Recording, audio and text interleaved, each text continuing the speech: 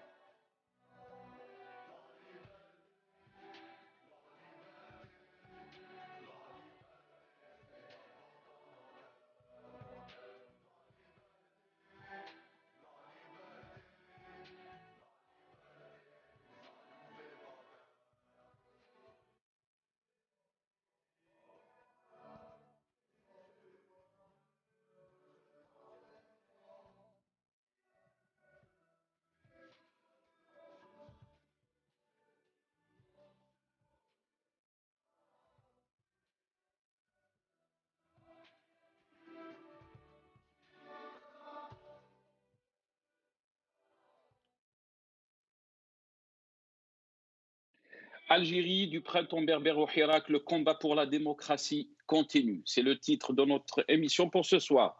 Et pour en parler, j'ai le plaisir d'accueillir dans cette émission M. Karim Tabou, coordinateur national de l'UDS depuis Alger. On aura aussi le plaisir d'avoir Hassan Mouali, journaliste depuis Alger aussi, le jeune étudiant et militant Ramdan Ermal depuis Paris, Ihsan El-Qadi, directeur Radio M et Maghreb émergent, Zoubida Assoul, avocate et présidente de l'UCP. On va commencer avec M. Karim Tabou qui est avec nous. Monsieur Karim Tabou, merci d'avoir accepté l'invitation. Bonsoir. Azul Fellek, Oussahar Mdanik.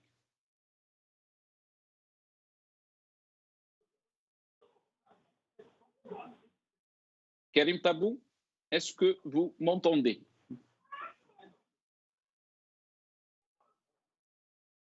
Karim Tabou, vous m'entendez? Je pense qu'on a un petit souci avec le téléphone de Karim. Karim? Oui, bonsoir. Bonsoir Karim. Merci d'avoir accepté l'invitation Karim. Je ne sais pas si vous m'avez entendu. D'abord, bonsoir, Azul Fellek et Oussahar Mdani. Merci, Barakallahu Fik, Sahar Mdankoum, et bonjour à tous les invités, à nos téléspectateurs. Merci à vous, cher Karim Tabou. Karim Tabou, on va commencer donc par cette date de demain qui coïncide avec le 20 avril, 41 ans après, donc 20 avril 1980, mais 20 ans après les émeutes, les événements donc de 2001 où il y avait plus de 127 morts de jeunes qui ont été donc assassinés lâchement. Euh, Quelle lecture peut-on faire du combat pour la majorité identitaire, mais aussi pour un combat pour la démocratie et la liberté? Tout d'abord, mes hommages à toutes les victimes de la répression et toute notre gratitude envers tous les militants qui ont sacrifié pour certains leur vie, pour d'autres une grande partie de leur vie pour ce combat. Bien sûr, dès qu'on évoque le 20 avril, c'est une date qui nous remet d'abord dans le combat, dans l'émotion. Et le 20 avril, c'est à la fois un point d'arrivée et c'est un point de départ. C'est un point d'arrivée de lutte acharnée, de lutte importante qui ont été menées par des militants politiques dans la clandestinité, parfois au péril de leur vie. Certains ont été même emprisonnés, pendant que d'autres ils ont été tout simplement poussés à l'exil. Et s'exercer dans la clandestinité n'était pas une chose facile du temps de Boumedienne aux années 70. Après 80, une des choses les plus spectaculaires, les plus importantes des événements de 80, c'était pour la première fois la revendication identitaire démocratique a été portée sur la scène publique. On ne peut pas le sentir aujourd'hui parce que nous l'exerçons naturellement sur la scène publique. Mais à l'époque du parti unique, où pratiquement il était interdit de s'investir en politique, d'émettre un quelconque avis contraire au discours officiel, des hommes et des femmes ont bravé cet interdit et ils ont porté haut et fort les revendications à la fois identitaires et démocratiques. Ils ont insisté, et c'est très important de rappeler cela, ils ont insisté dans les déclarations du mouvement culturel berbère sur la nécessité de promouvoir, de défendre le pluralisme linguistique en précisant, voilà le génie de l'Algérien, le génie des combats menés par des Algériens, en précisant que nous exigeons la reconnaissance de l'identité amazigh, mais également nous revendiquons la promotion des langues populaires, et ils ont bien inscrit dans leur déclaration, en citant la promotion des langues populaires, l'arabe populaire et la langue amazigh. Bien sûr qu'on ne pouvait pas imaginer une telle revendication qui est indivisible de deux principes fondamentaux. Le premier principe est que ce droit est un droit inaliénable, qui est un droit des droits de l'homme, mais également, ce droit est intimement lié à la nécessité de créer les conditions de la démocratisation du pays. Donc, et le régime, M. Karim Tabou, le régime, il a essayé de jouer avec ça aussi. Il disait que ce combat ne concernait qu'une région, alors que vous êtes en train de dire que le combat, il était identitaire dans le cadre algérien, mais aussi pour la démocratie. Vous savez, à l'époque déjà, les services de renseignement, la sécurité militaire, avait tenté de manœuvrer par deux panneaux, deux démarches. La première, on a montré des jeunes qui étaient en train de brûler le Coran pour dire voilà, les Kabyles sont des athées, sont contre l'islam, sont contre le Coran, etc.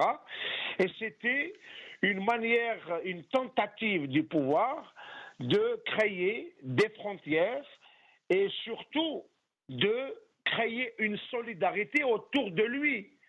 Non seulement il voulait créer une frontière contre cette région qui qui porte le combat démocratique, mais surtout il voulait créer une solidarité nationale autour de lui.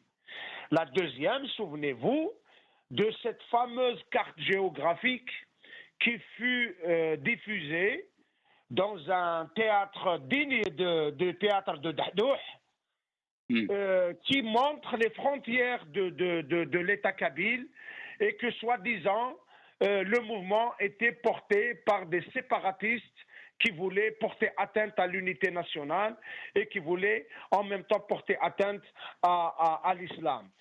Bien sûr, un des fondements sur lequel est basé et fondé le régime algérien, en plus de la puissance des services de sécurité, de la violence, de la corruption, un des piliers, c'est le régionalisme. Le pouvoir a toujours joué sur le régionalisme, sinon les régionalismes.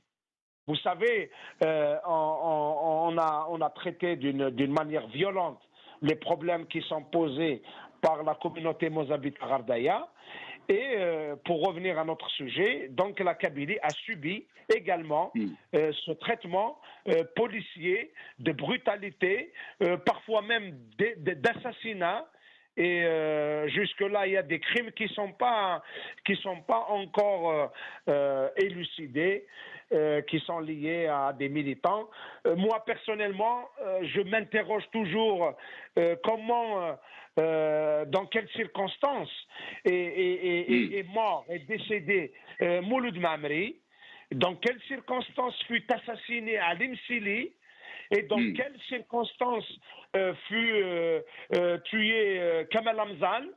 Et toutes ces questions-là montrent bien que les manœuvres du pouvoir étaient toujours là et qu'à chaque fois qu'un mouvement porteur de revendications démocratiques qui ouvre la perspective pour le pays de se sortir du sous-développement, de se sortir du parti unique, de se sortir de la puissance du pouvoir qui a fait des maillages dans toute la société.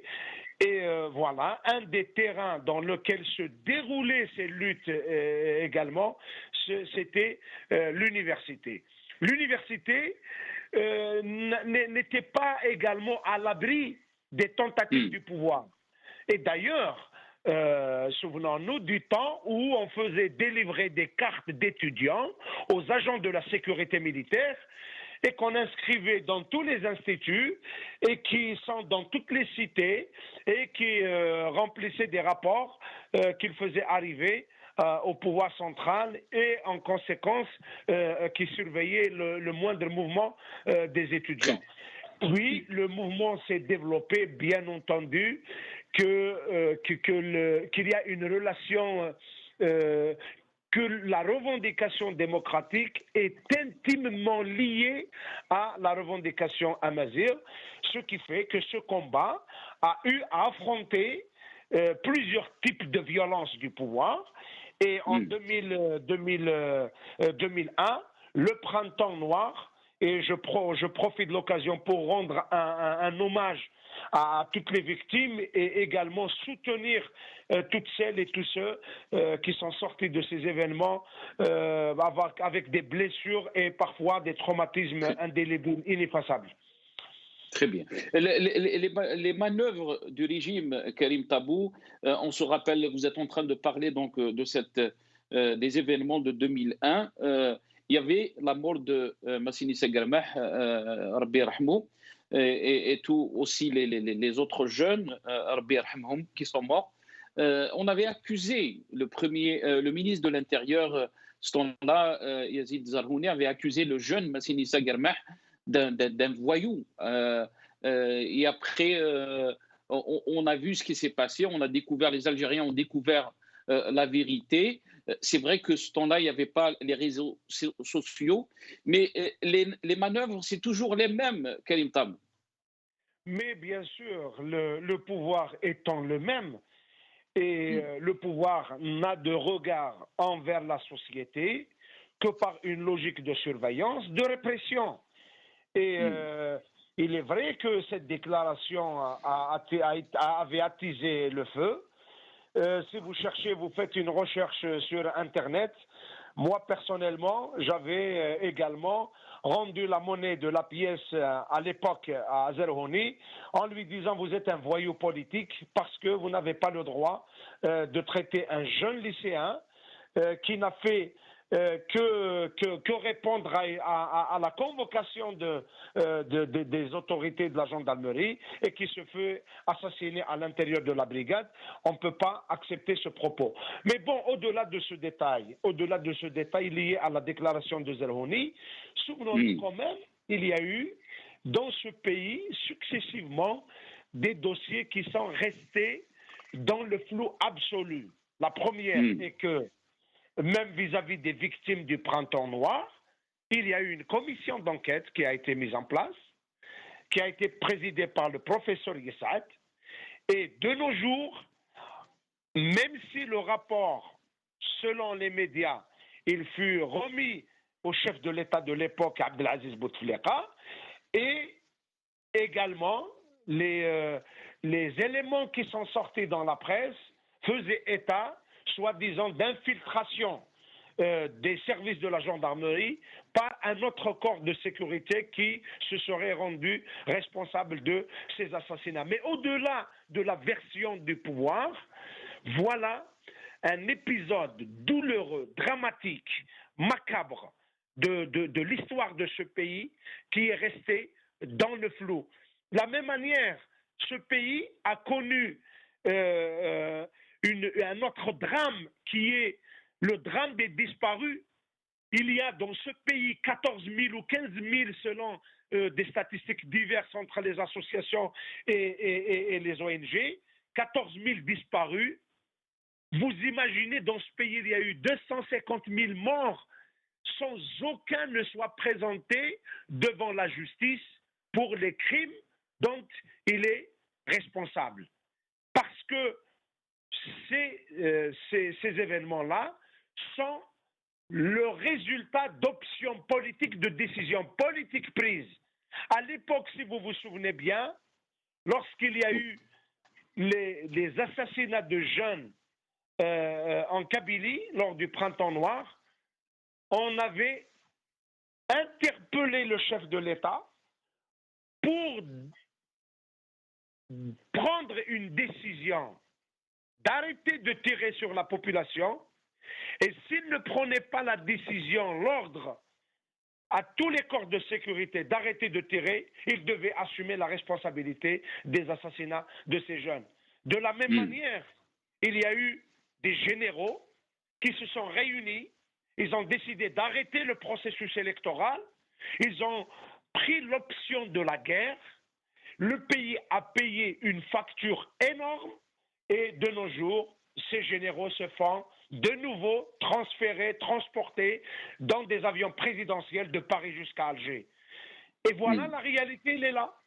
Donc le combat, il n'est pas seulement un combat culturaliste, comme tentent le réduire certains, c'est plutôt un combat qui portait la flamme démocratique. Et je pense que l'un des aboutissements heureux sur lequel tout le monde doit être fier, et notamment les militants qui ont sacrifié une grande partie de leur vie dans ce combat, c'est l'aboutissement de toutes ces luttes démocratiques qui ont abouti à cette révolution qu'on est en train de vivre depuis le 16 février 2019, portée par tout le peuple algérien, qui exige le changement radical, qui demande et qui exige un processus qui doit aboutir à la mise en place d'un état de droit. Donc, c'est un capital symbolique, émotionnel, politique énorme qui doit être aujourd'hui évoqué avec beaucoup d'esprit de responsabilité, mais également avec beaucoup de sens. Réduire, charcuter ces événements, les couper les uns des autres, c'est tout simplement tomber dans le piège du pouvoir qui continue et qui tente de cantonner les luttes dans des quartiers pour en faire des luttes de quartier, pour en faire des luttes de région, parce que finalement, ce peuple, après avoir été spolié de son indépendance, laquelle l'indépendance devait restituer aux Algériens leur liberté, le Très peuple bien. algérien, à travers tous ces événements, il a continué à se battre pour l'indépendance. Et d'ailleurs, aujourd'hui, vous voyez très bien que dans le Hirak, les questions qui sont revendiquées autant par Hussein Ahmed en 63 que par le printemps berbère 80, que par le printemps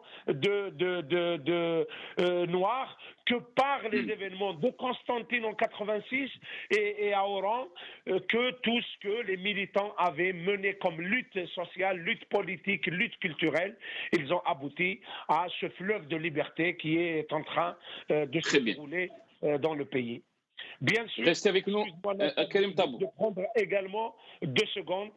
Je ne peux pas parler de tous ces événements sans évoquer avec beaucoup d'émotion et lui adresser nos salutations les plus chaleureuses à Maître Ali Abdel Nour, qui était au centre de tous ces combats. Aujourd'hui, évoqué le 20 avril, et il est important d'évoquer cet homme qui a sacrifié pratiquement toute sa vie pour les luttes démocratiques, pour les luttes pour un État de droit. Très bien. Restez avec nous, Karim Tabou. On a été rejoint par Maître Zoubida Assoul, avocate et présidente de l'UCP depuis Alger. Maître Zoubida Assoul, merci d'avoir accepté l'invitation. Marhaba bik. Bonsoir au Saha Ramdani. Bonsoir, c'est Nasser Harmdankom. Je salue tous les autres invités et je dis رمضان مبروك لكل المشاهدين تاع قناة المغاربية. Très bien, merci à vous, Maître Zoubida Assoul.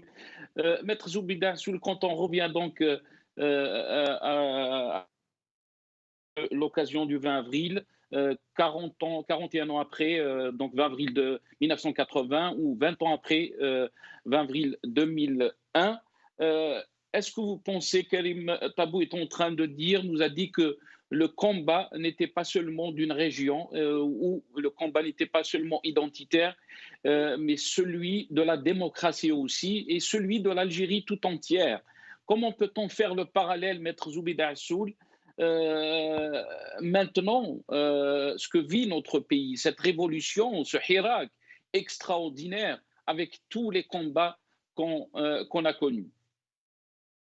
La première des choses, c'est que j'aimerais rendre hommage à toutes les familles, surtout des victimes qui ont été endeuillées par les pertes de ces jeunes Algériens, jeunes ou moins jeunes, qui ont quand même donné leur vie pour la démocratie, pour l'identité, mais aussi pour la pluralité culturelle en Algérie, qui est pour moi une richesse. L'Algérie est un continent, l'Algérie est plurielle politiquement, mais elle est plurielle aussi culturellement, linguistiquement. Et ça devrait être vraiment un atout pour notre pays et une richesse qui fera de l'Algérie vraiment un pays puissance dans la région. Donc ces jeunes-là, c'est tous les Algériens qui sont sortis, que ce soit dans la région de Kabylie ou dans d'autres régions du pays, mais bien sûr la région de la Kabylie a été toujours à l'avant-garde du militantisme pour la citoyenneté d'abord, pour la liberté aussi, mais pour la démocratie aussi. Aujourd'hui, ce que nous vivons en 2021, et justement l'aboutissement de toutes ces luttes à travers les générations, mais aussi à travers les époques que notre pays a connues depuis notre indépendance. Et donc aujourd'hui, on peut d'abord se réjouir et dire que finalement, ces luttes-là ont donné la révolution pacifique de 2019 et qui continue jusqu'à présent. Donc malheureusement, le pouvoir en place a toujours travaillé pour séparer pour régner à chaque fois qu'il y a des revendications populaires de tout ordre qu'elles soient. Il a essayé toujours de diaboliser justement les revendications et d'essayer de les limiter dans une région ou dans une catégorie ou pour une cause quelconque, qu'elle soit culturelle ou politique ou autre. Donc, Et on a vu ça, Maître Zoubida Assoul, on a vu ça, excusez-moi, je vous ai coupé la parole, on a vu ça avec le feu Gaïd Salah quand il a essayé donc d'interdire l'emblème Amazir en juin 2019. Les Algériens sont sortis unis et dénonçaient bien sûr ça. Oui, absolument, j'allais y venir parce que justement le pouvoir ne peut pas être à l'écoute des citoyens, ne peut pas travailler avec les citoyens et pour les citoyens et pour leur bien-être. Alors, tout ce qu'il sait faire, c'est essayer à chaque fois de créer de la division, de la diversion. Et malheureusement, il n'a pas réussi parce que le peuple a prouvé quand même cette maturité politique qu'il sait ce qu'il veut, qu'il est déterminé à aller jusqu'au bout de sa révolution et que la diabolisation qu'utilise le pouvoir reste vaine parce que de toutes les manières, le résultat est là, le terrain est là et les Algériens sont là pour continuer à lutter pour les mêmes objectifs pour lesquels justement ces objectifs, d'autres générations se sont sacrifiées pour retrouver la souveraineté sur notre terre. Mais aujourd'hui, notre lutte est une lutte pour la liberté, pour la citoyenneté, pour la démocratie et pour l'état de droit surtout. Aujourd'hui, nous vivons cette révolution et le système continue à utiliser le tout sécuritaire. Il continue à emprisonner des gens, il continue à utiliser que la répression, parce que c'est tout ce qu'il sait faire, alors que les solutions sont quand même là, elles sont possibles, et il faut juste qu'il y ait de la volonté politique. Très bien. Maître Zoubida Assoul, on va essayer de. Vous avez parlé de la conscience politique des Algériens pour faire face donc à ces manœuvres de division. On va essayer d'écouter quelques slogans qui avaient beaucoup de sens, bien sûr, de montrer cette unité de combat des Algériens qui est la démocratie, la liberté, les valeurs humaines. Il y a aussi la liberté la transparence et la liberté de la justice. On va essayer d'écouter ces slogans.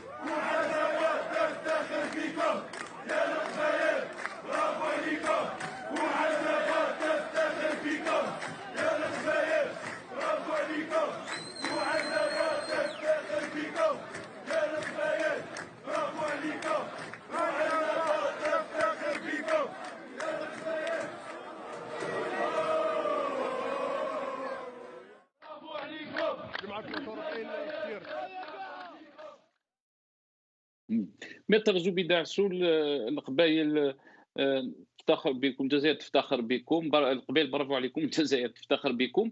On a entendu ce slogan un peu partout dans les villes algériennes en réponse bien sûr à la provocation des services de sécurité par rapport à l'emblème Amazir. Est-ce que vous pensez que le Hirak a cassé ces tabous et il a réconcilié aussi les Algériens? Surtout que le régime a tout fait pour les diviser. Je pense qu'à travers toutes les démarches qu'a entrepris le pouvoir, surtout depuis le début de cette révolution pacifique. Il a essayé à chaque fois, il n'a pas raté une occasion d'essayer de créer justement de la division, de nous emmener sur de faux débats, des débats stériles, de nous emmener vers des diversions et vers des choses qui ne sont pas du tout les préoccupations des citoyens et des citoyennes qui sont sortis par millions, réclamer justement la souveraineté d'abord du citoyen, du peuple, mais aussi la construction d'un État fort, un État basé sur les institutions, un État où le droit règne, où le droit est seul maître pour justement les relations entre les citoyens, mais aussi les relations entre les citoyens et les institutions de l'État. Les Algériens sont sortis pour réclamer une justice indépendante parce qu'elle est censée être le seul garant des libertés qui sont consacrées par la Constitution.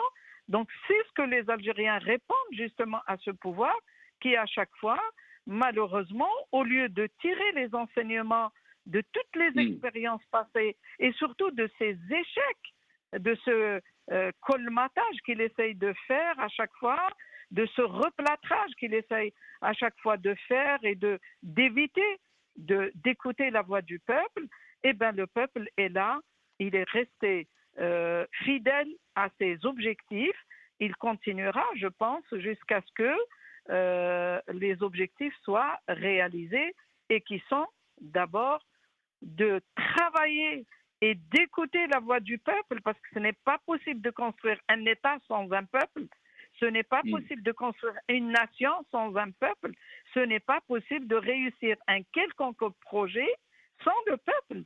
Ce n'est pas possible. Aujourd'hui, je pense que le pouvoir est franchement dos au mur et qu'aujourd'hui, il prouve lui-même dans ses comportements au quotidien, dans sa faillite dans la gestion des affaires publiques, dans son déficit justement de gouvernance aujourd'hui, le peuple est resté quand même, il a mis la barre très haut et il continue à la garder très haut pour ne pas perdre de vue les objectifs pour lesquels il est sorti.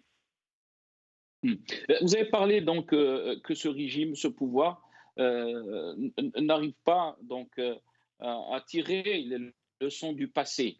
Et lui-même, il parle d'une nouvelle Algérie aussi. Quand on voit les pratiques d'avant, on parle de 127 jeunes qui ont été assassinés en 2001, on parle de la répression des années 80, des assassinats des jeunes pendant les événements d'octobre 88. Et là, on voit aussi des jeunes, depuis le Hirak 2019, des centaines de jeunes qui ont été emprisonnés juste pour leur avis ou opinion politique ou des posts sur Facebook. On les emprisonne. Il y a 23 détenus en grève en ce moment. Donc,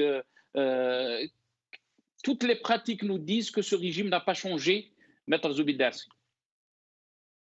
Malheureusement, hélas, le pouvoir dans ses pratiques n'a pas changé. Sauf que aujourd'hui, quand même, ce qui est inacceptable, c'est cette impunité. C'est-à-dire que nous avons des gens qui ont été aux commandes du pays, qui ont quand même mené le pays à des situations inexplicables, inacceptables, par quelqu'un de sage, de normal, que les Algériens continuent au XXIe siècle, en 2021, à être emprisonnés, poursuivis en justice, juste parce qu'ils ont exprimé un point de vue qui n'est pas en adéquation avec la feuille de route du pouvoir. Mais aussi, toutes les commissions qui ont été faites, et vous avez bien fait de rappeler tous les jeunes qui ont été vraiment, on va dire, sacrifiés. Aujourd'hui, nous n'avons jamais eu le résultat de ces enquêtes. Nous n'avons jamais vu des responsables répondre de leurs responsabilités à la fois politiques, mais aussi judiciaires. Et c'est ça ce qui est inacceptable aujourd'hui. Aucun Algérien aujourd'hui ne peut accepter qu'il y ait des politiques qui puissent mener le pays à des situations aussi désastreuses et qui ne répondent pas de leurs responsabilités, à la fois politiques mais judiciaires. Et c'est ça l'état de droit que nous réclamons. C'est que nul ne doit être au-dessus des lois. Nul ne doit être dans l'impunité. Quel que soit son statut, qu'il soit président ou autre, s'il a commis quelque chose qui puisse engager sa responsabilité judiciaire, il faut qu'il réponde de cette responsabilité. Mais aussi, il faudrait que ces gens-là apprennent à ce qu'ils répondent aussi de leur responsabilité politique. Quand aujourd'hui le chef de l'État parle de l'État de l'Algérie nouvelle et qu'il continue, aujourd'hui les Algériens font la chaîne pour le lait et pour l'huile, alors qu'il nous a organisé hier un conseil des ministres pour parler de l'importation des véhicules. Moi, je me pose la question, ils vivent où ces gens-là? S'il y a un tel fossé entre la réalité que vivent les Algériens et la réalité de ce pouvoir. Ils sont complètement décalés de ce qui se passe dans le pays, de ce que nous vivons, nous en tant que citoyens algériens, nous en tant que militants.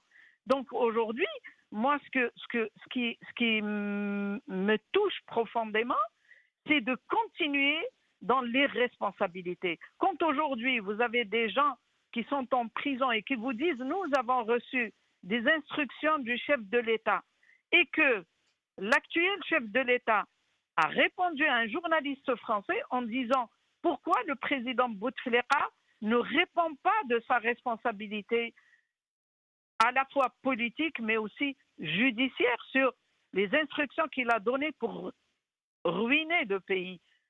Eh bien, il a dit, il est hors de question que Bouteflika réponde de sa responsabilité. C'est ça que les Algériens ne veulent plus. C'est ça que les Algériens scandent tous les vendredis et tous les mardis.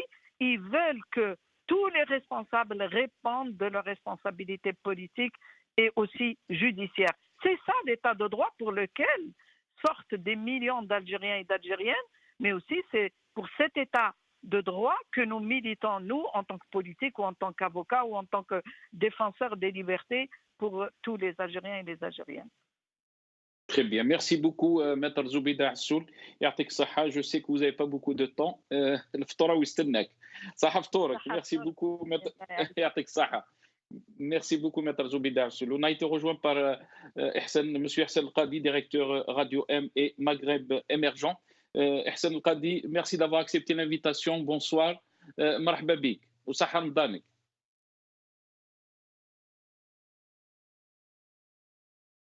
Ihsan El-Qadi, est-ce que vous m'entendez?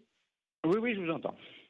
Ah, très bien. Je ne sais pas si vous avez entendu ma question, mon intro. Donc, merci à vous d'avoir accepté l'invitation. مرحبا بك. مرحبا بكم. Merci à vous. يعطيك الصحة. Ihsan El-Qadi, donc à la veille du 20 avril, bien sûr, le 20 avril, mais aussi le Hirak, est-ce que vous pensez que le combat pour la démocratie et la liberté continue? Comment peut-on faire le parallèle avec tous ces combats? Certes que c'était un combat pour la majorité, mais aussi il était pour la liberté et la démocratie.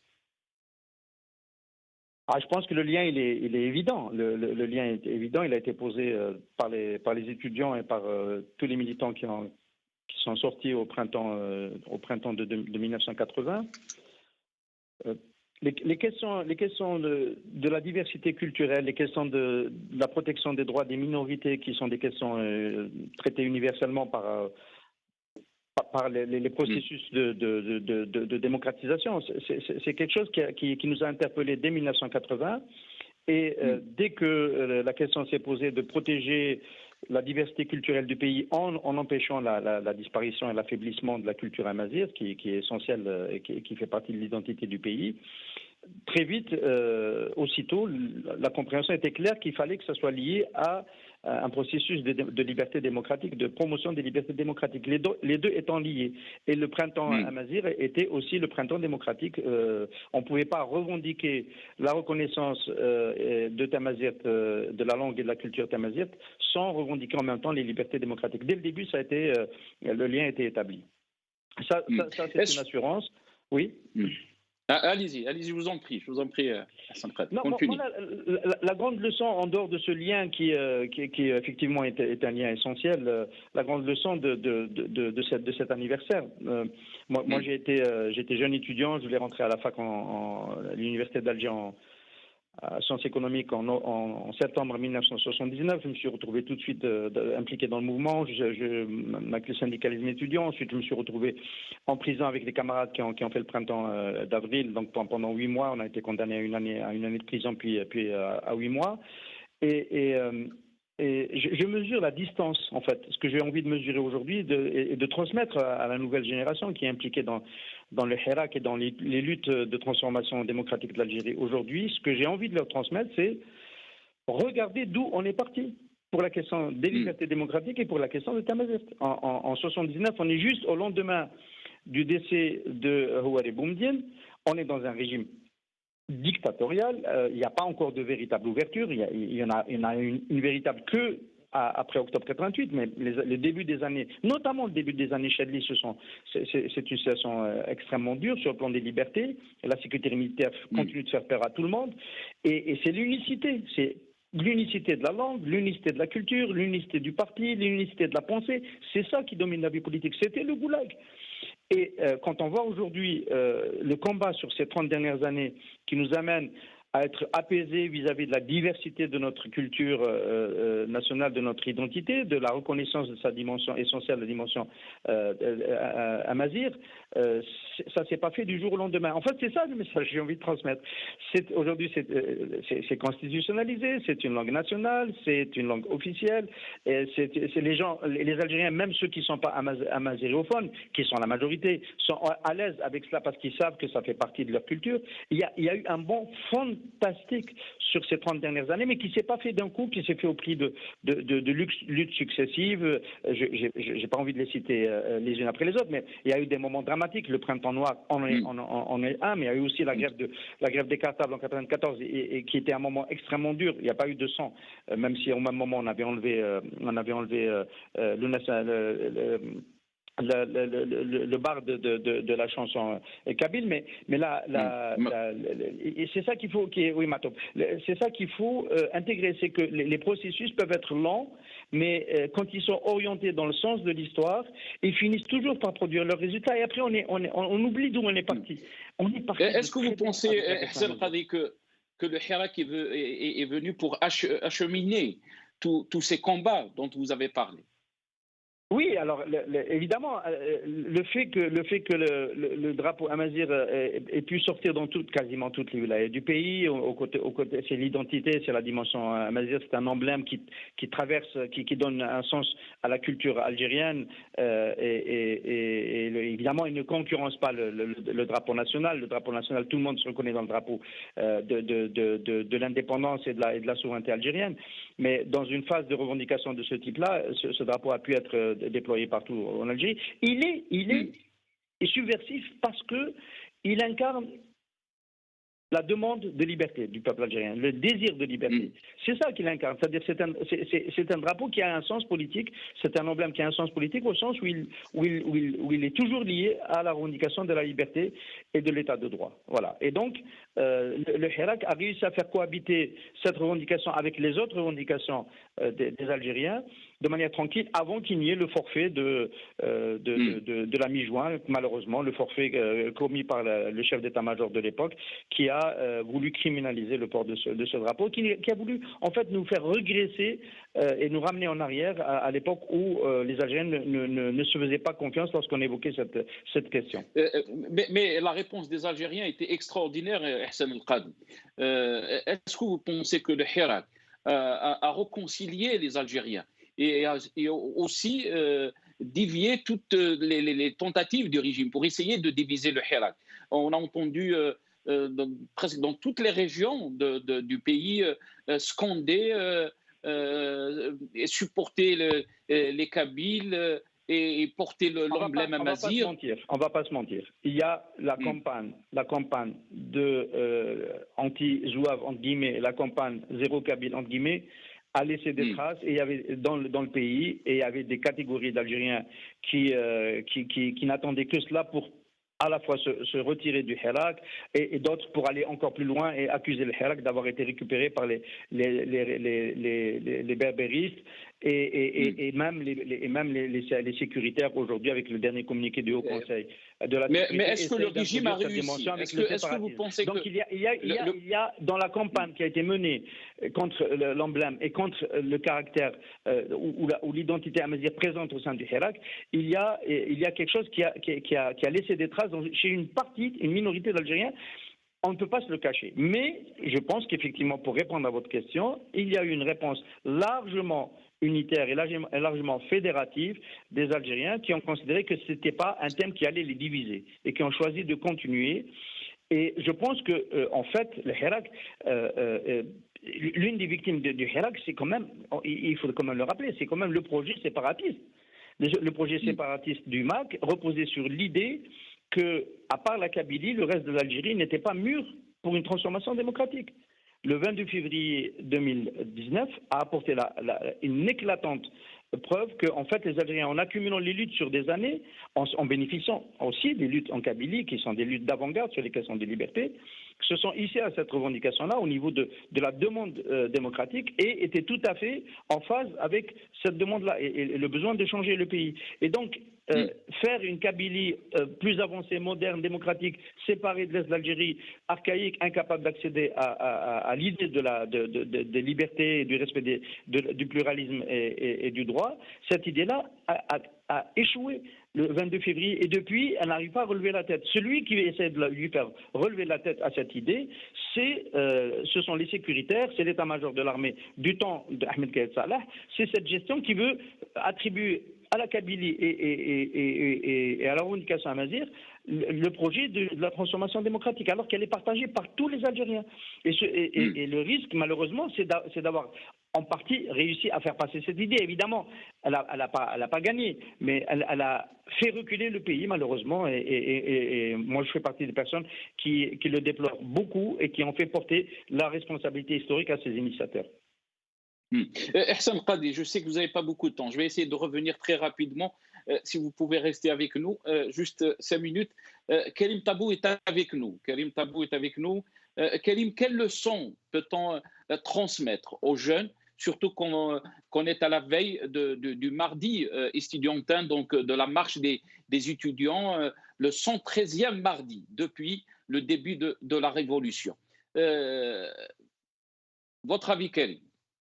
L'université, comme beaucoup d'espaces démocratiques de lutte, a été ces dernières années au centre du combat démocratique, des luttes démocratiques, mais également les syndicats, les chômeurs, l'associatif dans toutes les régions du pays. Il y a eu des dynamiques d'action, des dynamiques de revendication qui étaient importantes. Et le couronnement est que les Algériens, finalement, découvrent d'une manière, et je rejoins Qadi Hassan sur la question, découvrent qu'ils sont finalement concernés par le combat qui nous est commun. Qu'il prend l'allure d'un combat culturel ou d'un combat pour les droits de l'homme ou d'un combat pour les droits sociaux, mais au fait les droits de l'homme sont indivisibles et que les Algériens découvrent très bien que le pouvoir en est l'obstacle à leur émancipation, l'obstacle à l'accès de l'Algérien à la vie digne.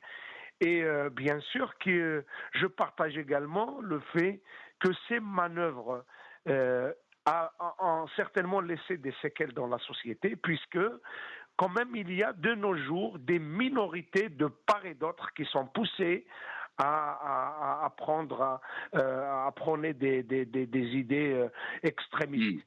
Et bien sûr que cela va constituer en permanence un risque parce que les impasses politiques servent de terreau qui alimentent les extrêmes. Et d'autant plus que l'approche sécuritaire du pouvoir, qui a été ébranlée par le caractère pacifique, calme, apaisé, de débat, d'intelligence, de cohabitation et de coexistence de tout le monde à travers le territoire national dans le Hirak, pris de panique, le pouvoir recourt aux vieilles recettes, en jouant sur les divisions, en jouant sur les particularités d'une région par rapport à une autre, en jouant sur les catégories sociales, en essayant de dresser les uns contre les autres. Ça laisse des séquelles, mais bien entendu que le Hirak a dépassé ces obstacles-là. Maintenant, le risque est que parfois, quand les mouvements de ce type sont poussés par l'entêtement du pouvoir, par l'usage de la violence, par l'encerclement de populations, par des logiques sécuritaires faites d'emprisonnement et de brutalité policière, parfois ça peut alimenter les extrêmes qui seront tentés de se chercher une autre façon de régler le problème que par la voie pacifique. Restez avec nous, Karim Tabou. Ihsan El-Qadi, si on revient un peu donc sur ce dynamisme de la jeunesse algérienne, est-ce que vous pensez que les générations ont changé? Est-ce que vous pensez que c'est plus les Algériens, c'est plus les générations des années 80 ou des années 90 ou même celle de 2001? Alors, il faut bien voir que dans le mouvement du printemps berbère au printemps nazir de 80, l'université a joué un rôle d'avant-garde. J'étais étudiant, je peux en témoigner. La jonction avec la population s'est faite en Kabylie, elle s'est faite un petit peu dans l'Algérois. Elle n'a pas pu se faire à l'échelle nationale, même s'il y avait une cote de sympathie pour ce mouvement à l'époque, parce qu'on sortait des années boumediennes et que c'était important de contester l'autoritarisme, la dictature sur le terrain des libertés. Et donc, la génération qui a porté ce mouvement, elle a eu quand même, c'était une avant-garde. On va retrouver à la tête par exemple du RCD quand il est créé, ou le FFS, des militants qui ont fait le printemps, qui ont fait leurs armes politiques dans le printemps berbère, et qui ont fait de la prison, qui ont fait des comités qui ont créé les ligues des droits de l'homme en 85, qui ont retrouvé à nouveau la prison. Donc il y a toute une génération d'avant-garde militante qui a été formée et qui a impacté ce moment de l'histoire qui a été le printemps berbère. Donc c'est un premier réservoir, un premier noyau de militants qui a continué de jouer un rôle très important et à essayer d'être dans la transmission. Je veux par là saluer notamment la mémoire de mon camarade Mustafa Bacha, décédé en 1994 après avoir été un des détenus. Il y en a d'autres qui ont décédé, qui ont disparu depuis, Salah Boukrif et d'autres que je salue par la même occasion, dont je salue la mémoire. Je devrais citer aussi Mohamed Rachidi, qui était un militant parmi les 26 de Brouaguia, et les 24 Brouaguia, et qui n'était pas berbarophone et qui soutenait notamment sur la question des libertés, mais aussi de la reconnaissance de Tamazight. C'était un grand moment. C'était un moment qui a connecté des Algériens de différents horizons et qui en fait préfigure symboliquement le Hirak du 22 février. Le changement, il est tectonique. La génération actuelle n'est peut-être pas aussi, on va dire, aussi rompue au militantisme tel qu'il a été pratiqué sous la dictature de ce moment de tournant de 79-80, mais nous avons une génération qui est mieux formée, qui est plus ouverte sur le monde, qui est, de mon point de vue, peut-être encore par le fait qu'idéologiquement elle ne soit pas trop formatée, à mon avis, plus à même de créer des passerelles entre les différents pans de la société algérienne, et donc de nous permettre de faire le saut qualitatif de la transformation démocratique. Il y a moins de certitude idéologique dans la génération qui anime le Hirak aujourd'hui, et c'est une bonne chose. De mon point de vue, c'est une bonne chose parce que ça ouvre la porte à des expériences de transformation. On ne va pas pouvoir nous diviser comme on a pu nous diviser par le passé. C'était les dernières tentatives de ces dernières semaines avec la bipolarisation. Je pense que c'est voué à l'échec. Très bien. Hassan Qadi, on a avec nous Hassan Mouali et on me dit c'est son anniversaire aujourd'hui. Donc, anniversaire, Inch'Allah, طول الأعمار والصحة. Hassan Mouali, bonsoir. Allô, bonsoir Nassar. Salam alaikum. Salam alaikum. Beaucoup. Alaykoum salam. Joyeux anniversaire, Hassan Mouali. Marhaba bik. Ah ben merci, c'est gentil, mon ami Nassar. Yatek saha, barakallahu fik. Merci beaucoup, c'est très gentil. Merci beaucoup. Inch'Allah, العقوبة ال100 سنة سي حسن. يعطيك الصحة. Merci d'avoir accepté l'invitation. C'est vraiment très gentil. Je pense aussi que Hassan Al-Qadi, avant de nous quitter, peut-être un petit mot pour notre cher Hassan. Hassan Al-Qadi. Oui, bah, très heureux d'entendre Hassan et de le retrouver toujours égal à lui-même pour commenter l'actualité nationale. On a besoin de beaucoup de journalistes comme Hassan Mouali. La martouina, Inch'Allah, Hassan. Meilleurs vœux. Merci beaucoup, Hassan. Barakallahu fik. À Karim. Karim, après, vous me direz comment vous arrivez à l'avoir sur le Magharibia. Moi, j'ai beaucoup plus de mal à l'avoir sur Radio 1. Vous me donnerez la recette à Karim. Merci beaucoup, Hassan Al-Qadi. Merci à vous. Merci, c'est très gentil à vous. Hassan Mouali, merci encore une fois. Si on revient un peu sur cet anniversaire, à la veille de l'anniversaire donc du 20 avril, quelle leçon peut-on retenir de ce combat?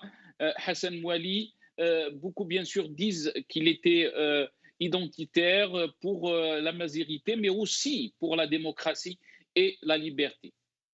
Ah oui, incontestablement. Je suis de ceux qui pensent que le printemps berbère, c'est un mouvement précurseur dans la lutte pour la démocratie en Algérie. Donc, il ne faut pas le réduire à sa stricte dimension identitaire.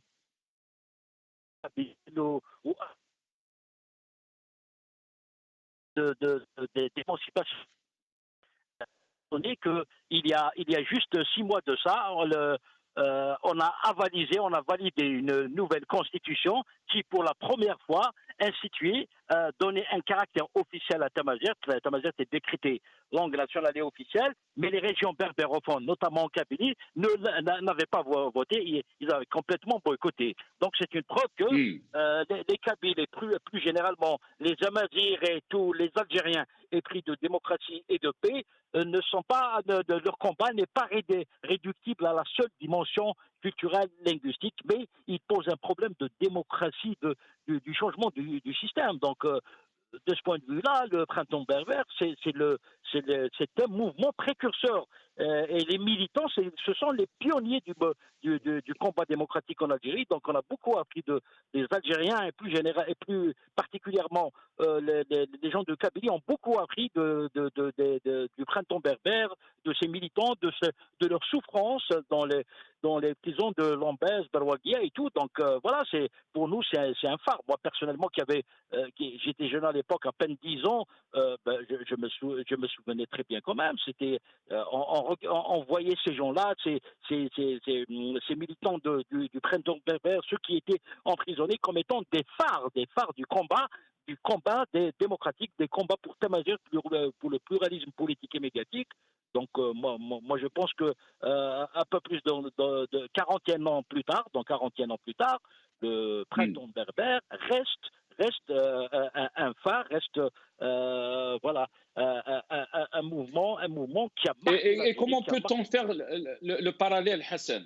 Comment peut-on faire le parallèle avec le Hirak? Est-ce que vous pensez que le Hirak est l'acheminement de tous ces combats? Ah ben écoute, je vais oser une petite expression on va dire facile, mais je dirais simplement que le Hirak c'est un enfant légitime du printemps berbère, entre autres. Il n'y a pas que le Hirak, parce qu'il y avait des mouvements de Constantine, 86, Sétif, Oran, qui ont enfanté à octobre 88. Ce qui s'est passé en octobre 88, tout ça, c'est un enchaînement. Ce sont des séquences historiques du combat démocratique qui avait commencé les premiers balbutiements, c'était des années 80, des années 70, mais on peut dire même le coup d'État de l'été 62, c'est là où le mouvement démocratique a commencé. On peut dire que le combat de Hussein et de Mohamed Boudia qui avait fui, qui avait fait dissidence au régime qui avait pris le pouvoir, le régime militaire qui avait pris le pouvoir en 62, c'était un acte fondateur du combat démocratique en Algérie. Oui, le printemps berbère est important, mais même le printemps berbère, même les militants du printemps berbère avaient un ancrage historique, avaient des idées, avaient de phares, si vous voulez, sur lesquels ils pouvaient s'appuyer pour éclairer leur chemin. Donc le combat de Hussein Ahmed, de Mohamed Boudiaf et Khidar et d'autres encore qui avaient osé quand même dire non au système de Ben Bella Bondienne, c'était quand même, il fallait oser le faire. Donc historiquement, dans la perspective historique, c'est quelque chose d'extraordinaire. Pour moi, c'est des actes fondateurs du combat démocratique en Algérie. Donc oui, octobre 88, Constantine, Sétif, Oran et tous les petits mouvements qui ont eu lieu on a un peu partout en Algérie, on donné octobre 88, oui. Certains disent que c'était un chahut de gamin, c'était une manipulation. Quoi qu'on dise, la coupe était pleine, donc le peuple algérien était prêt à descendre dans la rue pour réclamer des droits, pour réclamer un changement du système, mettre fin au système du parti unique. Donc voilà, après il y a eu le printemps noir. 127 jeunes assassinés dont on n'a pas encore puni des auteurs de ces horribles massacres. C'était un massacre que le régime de Bouteflika avait commis contre la région de Kabylie, les enfants de Kabylie. Donc le printemps noir, c'est aussi, oui, c'est vrai que ça concerne essentiellement la Kabylie parce que c'était pour Tamazight. Mais si on lit la charte d'Elxor, c'est une petite charte d'une république, attention, il faut la lire. Quand on dit qu'on place les services de sécurité sous l'autorité des instances et des assemblées élues, ça veut dire qu'il n'y a pas plus démocratique que ça. Donc, encore une fois, même si on fait un faux procès à la Kabylie et aux militants de la Kabylie, de la majorité, de jouer, de faire dans le régionalisme, c'est un faux procès. En fait, ce sont des vrais militants de l'algérianité, de la République et de la démocratie. Donc, le Hirak, il n'est pas étonnant que la région de Kabylie, excusez-moi d'insister là-dessus, je ne suis pas un kabyliste, vous me connaissez très bien, je suis quelqu'un de très très attaché à l'algérianité, je suis autant fier d'être kabyle que fier d'être algérien, je milite pour une Algérie unie, belle et rebelle, donc on ne va pas faire le procès sur ça, mais j'ai le devoir historique de reconnaître que la Kabylie, quand même, durant le Hirak, elle a pris à bras le corps le Hirak. Elle a boycotté le référendum qui décrétait Tamazight langue officielle, pas pour des beaux yeux du Hirak, mais parce qu'elle y croit.